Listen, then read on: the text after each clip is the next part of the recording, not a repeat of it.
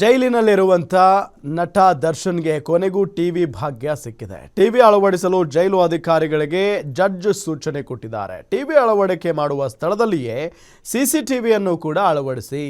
ನಗರದ 57ನೇ CCH ಕೋರ್ಟ್ನಿಂದ ಆದೇಶ ಹೊರಬಿದ್ದಿರೋದು ನೋಡಿ. ಚಿತ್ರದುರ್ಗದ ರೇಣುಕಾಸ್ವಾಮಿ ಕೊಲೆ ಪ್ರಕರಣಕ್ಕೆ ಸಂಬಂಧಪಟ್ಟಂತೆ A2 ಆರೋಪಿಯಾಗಿರುವಂಥ ನಟ ದರ್ಶನ್ ಲಿಟ್ರಲಿ ಜೈಲಲ್ಲಿ ಒದ್ದಾಡ್ತಾ ಇದ್ದಾರೆ. ಒಂದು ಬಾರಿ ಜಾಮೀನು ತಗೊಂಡು ಹೊರಗಡೆ ಬಂದು ಆರಾಮಾಗಿದ್ರು ಅಂತ ಅಂದ್ಕೊಳ್ಳೋ ಅಷ್ಟರಲ್ಲಿನೇ ಜಾಮೀನು ಕ್ಯಾನ್ಸಲ್ ಆಗುತ್ತೆ, ಮತ್ತೆ ಜೈಲಿಗೆ ಹೋಗುವಂಥ ಪರಿಸ್ಥಿತಿ ನಿರ್ಮಾಣ ಆಗುತ್ತೆ.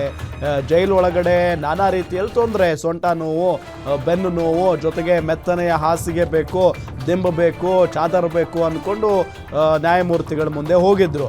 ಅದಾದ ನಂತರ ಒಂಟಿತನ ಕಾಡ್ತಾ ಇದೆ ಸಿಕ್ಕಾಪಟ್ಟೆ, ಏನೂ ಮಾಡೋಕ್ಕಾಗ್ತಾ ಇಲ್ಲ, ಭಾಳ ಬೇಜಾರಾಗ್ತಾ ಇದೆ, ಸಮಯ ಕಳೆಯೋಕ್ಕಾಗ್ತಾ ಇಲ್ಲ. ಸೊ ಹಂಗಾಗಿ ಒಂದು ಟಿವಿ ಕೊಡಿ ನನಗೆ ಅನ್ನೋ ನಿಟ್ಟಿನಲ್ಲಿ ಮನವಿಯನ್ನು ಮಾಡಿಕೊಂಡಿದ್ರು ಇದೇ ದರ್ಶನ್.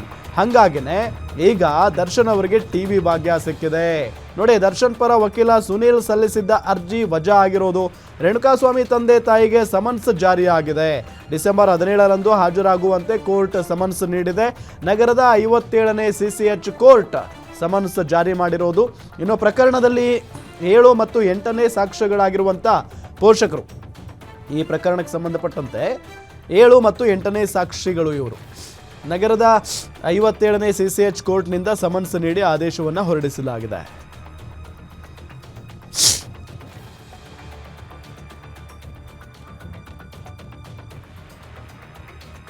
ಇದೇ ವಿಚಾರಕ್ಕೆ ಸಂಬಂಧಪಟ್ಟಂತೆ ಡೀಟೇಲ್ಸ್ ಕೊಡ್ತಾರೆ ನಮ್ಮ crime bureau head SK Manjunath ಸಂಪರ್ಕದಲ್ಲಿದ್ದಾರೆ. ಮಂಜುನಾಥ್, ಏನ್ ನಡೀತಾ ಇದೆ ದರ್ಶನ್ ಅವರ ಪ್ರಕರಣದಲ್ಲಿ ಈಗ?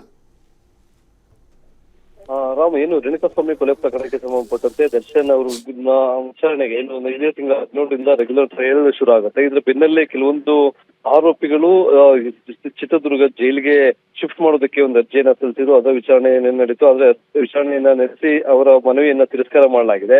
ಉಳಿದಂತೆ ಅವರ ಪರ ವಕೀಲರಿಗೆ ಒಂದು ಸೂಚನೆಯನ್ನ ಕೊಟ್ಟಿರ್ತಕ್ಕಂಥ ಅವರೊಂದಿಗೆ ಮುಕ್ತವಾಗಿ ಅಂದ್ರೆ ಚರ್ಚೆ ಮಾಡಿ ಏನಾದ್ರು ಒಂದು ತೀರ್ಮಾನಕ್ಕೆ ಬರಬೇಕು. ಟ್ರಯಲ್ ಶುರು ಆಗುತ್ತೆ. ಹಾಗಾಗಿ ಈ ಹಂತದಲ್ಲಿ ಅವರನ್ನ ಬೇರೆ ಕಡೆ ಶಿಫ್ಟ್ ಮಾಡೋದಕ್ಕೆ ಸಾಧ್ಯ ಆಗ್ತಕ್ಕಂಥ ಒಂದು ಸೂಚನೆಯನ್ನ ಸಹ ಕೊಟ್ಟಿದ್ದಾರೆ.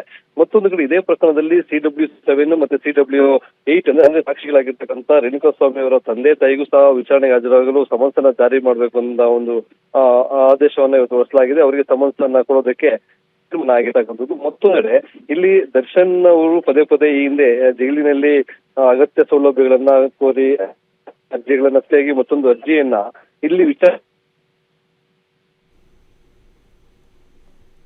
ಮಾಡ್ಕೊಂಡು ತುಂಬಾ ಕಷ್ಟ ಆಗ್ತಾ ಇದೆ, ತುಂಬಾ ಒಂಟಿತನ ಕಾಡ್ತಾ ಇದೆ. ಹಾಗಾಗಿ ನಾವು ಮಾನಸಿಕವಾಗಿ ಅಂದ್ರೆ ಡಿಪ್ರೆಷನ್ಗೆ ಹೋಗುವಂತ ಸಾಧ್ಯತೆಗಳಿದಾವೆ. ಹೀಗಾಗಿ ಮನೋರಂಜನೆಗಾಗಿ ಒಂದು ಟಿವಿಯನ್ನ ಅಳವಡಿಸಬೇಕಾಗುತ್ತೆ. ಟಿವಿಯನ್ನ ನೋಡೋದಕ್ಕೆ ಹೋದಾಗ ಅಲ್ಲಿ ಇತರೆ ಸಹ ಕೈದಿಗಳು, ವಿಚಾರಣಾಧೀನ ಕೈದಿಗಳು ಜೋರಾಗಿ ಗಲಾಟೆ ಮಾಡುದು, ಕಿಚ್ಚುವಂತ ಸನ್ನಿವೇಶ ಇದೆ. ಹೀಗಾಗಿ ನಮ್ಮ ಬ್ಯಾರಕ್ ನಲ್ಲಿ ಟಿವಿ ಅಳವಡಿಸಬೇಕು ಅಂತ ಒಂದು ಮನವಿಯನ್ನ ಮಾಡಿದ್ರು. ಅದಕ್ಕೆ ಅವರ ಮನವಿ.